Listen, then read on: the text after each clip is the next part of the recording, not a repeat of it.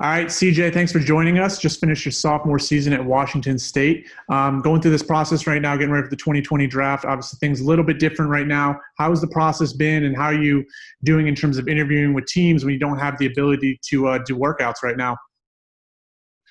Yeah, so the process for me, I'm really just taking my time, kind of letting things play out and lay out in front of me. So I'm waiting for a lot of key dates that I need, a lot of, I'm wondering what they're going to do with the season and how they're going to figure that out, and then what they're going to do with the pre-draft process. So for me, I just need a few questions answered. But I've just been, in my hometown in Seattle, just with my family, and spending a lot of time with them. You had quite a season this year, your first team all Pac-12. Between your freshman year and sophomore year at Washington State, what did you feel like, kind of looking back, what was the thing you were most proud of in terms of improvements you were able to make between the two seasons you had? I just feel like my leadership, I feel like my effect and impact on my teammates, and I feel like that impacted our winning. I feel like we just established the culture the second year and really established ourselves in our identity within the locker room, and that just helped us tremendously on the court. Now, it feels like your three-point shooting were above 40% last year. I think when you got to Pac-12 play this year, it was close to 38%, got better as the season went on. Do you feel like that is an area that's going to translate the quickest at the next level? I definitely do believe that. I feel like, and I've been working on my three-point range from, NBA range the last few months since I've been home from school. And so I think that the first thing that would translate is just me being able to space the floor and knock down open shots. Now, you live in Seattle. You're from Seattle originally. You're born there. Obviously went to school at Washington State. Really big basketball hotbed out there. For those that don't know, being on this side of the country, you got guys like, Jamal Crawford, Isaiah Thomas, Nate Robinson, guys from that area. How much of an influence did, guys like that and that Seattle basketball scene have on you growing up? I mean, it had a huge influence.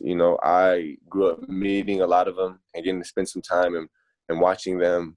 And it had a huge impact because it inspired me and it motivated me, and it, helped me place my dreams as high as they could be, because I was watching Jamal Crawford win 6th Man of the Year awards and, Brandon Roy. And so just so many people who I've been able to watch and play against, even like DeJounte Murray, who's been in the league for a couple years.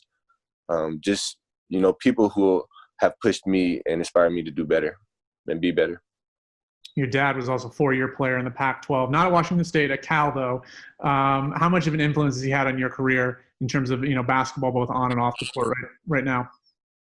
He's had a huge influence. He's the one that put the basketball in my hands, and it's really from a young age, I knew the love I had for basketball. And so he's just really given me the ability to chase my dreams as far as, what I want to do and what I want to accomplish. And just kind of laid out the, different options and different things that I need to do in order to achieve the goals I want and have. And wrapping up with this, obviously look at the Charlotte Hornets team. A lot of young guys right now on the core of this roster. Rookies, second-year guys, third-year guys are kind of getting most of the minutes towards the end of the season.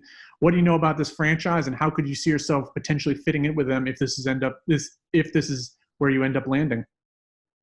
Yeah, so I know Terry Rozier, he's a very dynamic scorer and player.